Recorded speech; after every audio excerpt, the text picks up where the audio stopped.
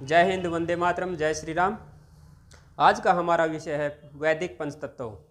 अब तक हमने पंचतत्वों के जो भी रूप पढ़े हैं या पंचतत्वों के बारे में जितना भी पढ़ा है वह एक्यूप्रेशर, सुजोक और मेरिडियन के आधार पर पढ़ा है। आज हम वैदिक पंचतत्व पढ़ने जा रहे हैं जो कि हमारा शास्त्रोक्त भी है, वैदिक भी है, और इसके बारे में जो हम विज्ञान के माध्यम से या अपनी दृष्टि से वैसे भी देख सकते हैं और समझ सकते हैं, उसके बारे में चर्चा करेंगे। आशा करता हूं आप इस वीडियो को ध्यान से देखेंगे और आगे अपने साथियों तक भी पहुंचाएंगे। आपने हमारे चैनल को लाइक नहीं किया है, सब्सक्राइब नहीं किया है, तो कृपया लाइक कर लें, सब्सक्राइब कर लें और आगे से आगे भेजने का प्रयास करें ताकि ऐसी जानकारियाँ आप तक पहले भी मिलती रही हैं और आगे भी मिलती रहें। आपके लाइक और देखने से, भेजने से हमारे को उत्साह मिलता है, इतना ही है। तो आओ शुरू करते हैं। आकाश वैदिक पंचतत्व क्या है? हमारे सृष्टि, जैसा कि हमने जाना है पिछले वीडियो में भी, आकाश, वायु, अग्नि, जल और पृथ्वी, इनके द्वारा ही सृष्टि की रचना हुई है। तो वो हमने आकाश तत्व को धातु के रूप में लिया है, लेकिन हम आज सीखने जा रहे हैं आकाश तत्व और शून्य। जैसे आप देख रहे हो सृष्टि में है, आकाश क्या है? शून्य, बिल्कुल शून्य। इसके अंदर सब कुछ, इसी के अंदर ब्रह्मांड, यह है ब्रह्मांड है, और सारी चीज़ें, तारे, पृथ्वी, सब इसी के अंदर हैं। ग्रह, चाहे कोई भी ग्रह, वो सभी इस आकाश के अंदर ही है, और यह ऊपर भी है और नीचे भी है। तो आकाश क्या है?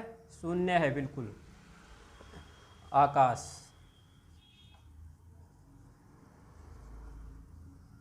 यह आकाश है जो हमारा शून्य रूप है।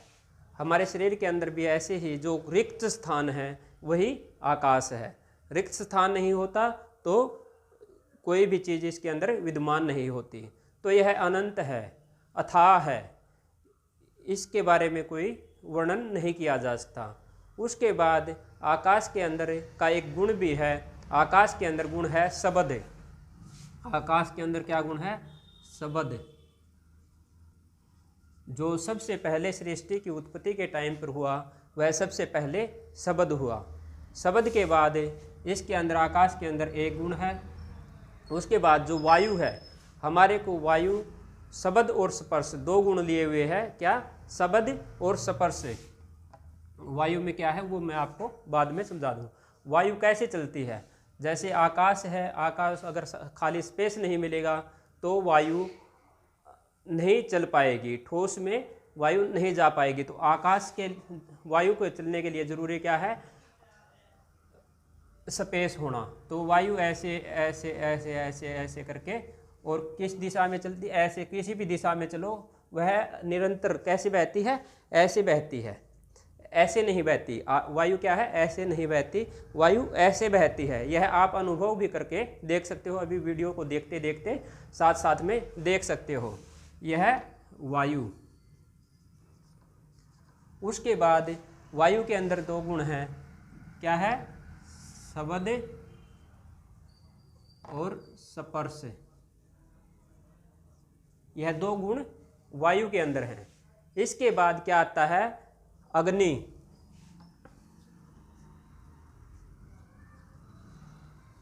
अग्नि, अग्नि क्या है? आप कभी भी देखना, अग्नि की लपटें ऐसे ऊपर की ओर उठेंगी, ऐसे ऊपर ऊपर ऊपर ऊपर ऊपर उठी हुई त्रिकोणाकार मिलेगी। ऐसे अग्नि ऊपर उठेगी और हमेशा अग्नि ऊपर की तरफ उठती हुई मिलेगी। और अग्नि के अंदर तीन गुण हैं: शब्द, स्पर्श और क्या है? रूप। आपको वायु के अंदर दिखाई नहीं देगी, वह पत्तों के अंदर हिलती हुई दिखाई देती है। वह उसका गुण है जो कि पत्तों को हिलाती है। वह स्पर्श से ही महसूस की जाती है। जब स्पर्श होता है तभी पता चलता है कि वायु चल रही है। लेकिन अग्नि के अंदर तीसरा गुण आ जाता है जो कि है रूप, जो कि हमारे को जब अग्नि जलती है तो वह दिखाई देती है। वह रूप जो भी हम अपनी आंखों से देख पाते हैं, जिन चीज़ों को भी देख पाते हैं, उन सभी के अंदर अग्नि तत्व विद्यमान है, इसीलिए हम उनको देख पाते हैं, अग्नि तत्व। तो तीसरी चीज क्या हो गई, अग्नि। अग्नि क्या है, ऊपर की तरफ उठती है। हमेशा आप देखोगे कि अग्नि की लपटें ऐसे नीचे की तरफ जाती हुई नहीं दिखाई नहीं देंगी, हवा चल रही होगी तो ऐसे जाएंगी, लेकिन फिर भी वह जमीन से ऊपर, अग्नि हमेशा क्या करती है, ऊपर उठती है। तो इसीलिए जो है इसका त्रिकोणाकार भी है, त्रिकोणाकार, ऐसे त्रिकोणाकार भी बना देते हैं इसका, यह अग्नि है और इसके अंदर 3 गुण हैं। उसके बाद आता है जल। जल कहाँ पर मिलता है, जैसे हमारी पृथ्वी है, पृथ्वी के ऊपर क्या है, जल है।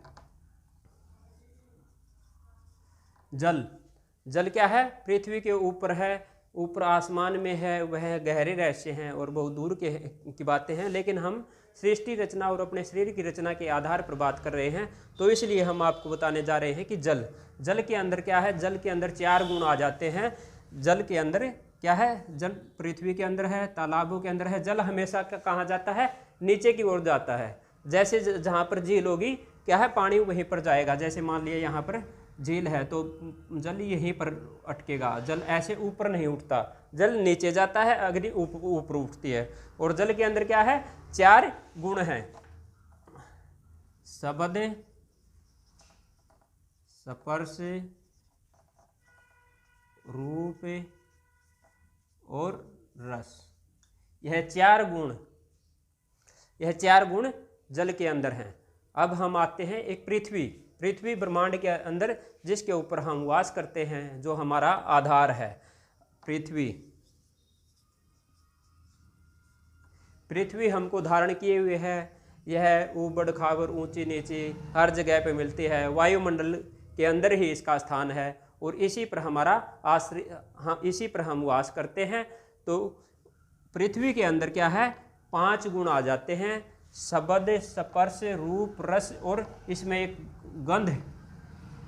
गंध, यह 5वां गुण भी पृथ्वी के अंदर मिलता है। अब हम जो बहुत सारी चीज़ें पढ़ते हैं, या किस रोग का किसके साथ संबंध है और कैसे हमारे शरीर की उत्पत्ति होती है, इस चीज़ के लिए, समझने के लिए हमारे को सबसे पहले इन 5 तत्वों को समझना जरूरी है।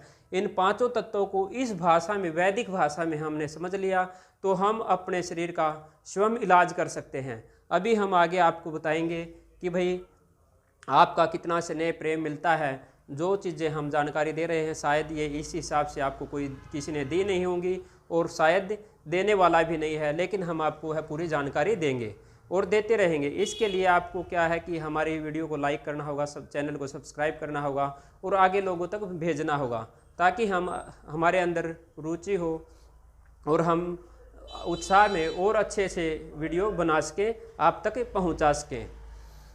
तो आज आपने यह समझा कि हमारा वैदिक पंचतत्व क्या है, इसके अंदर ऊर्जा कैसे मिलती है, सूर्य से कैसे हम पोषित होते हैं, चंद्रमा की किरणों से कैसे पोषित होते हैं और इनका शरीर के ऊपर क्या प्रभाव पड़ता है, कैसे बीमारी आती हैं और उन बीमारियों को कैसे आसानी से ठीक किया जाता है, ये सभी चीज़ें हम आपको बताएंगे। इसलिए हमारे चैनल को आपने लाइक नहीं किया है, सब्सक्राइब नहीं किया है, बेल आइकन को दबा लें ताकि हमारी नोटिफिकेशन आप तक मिलती रहें और यह जानकारियाँ आप तक समय समय पर पहुँचती रहें। तो जय हिंद, वंदे मातरम, जय श्री राम।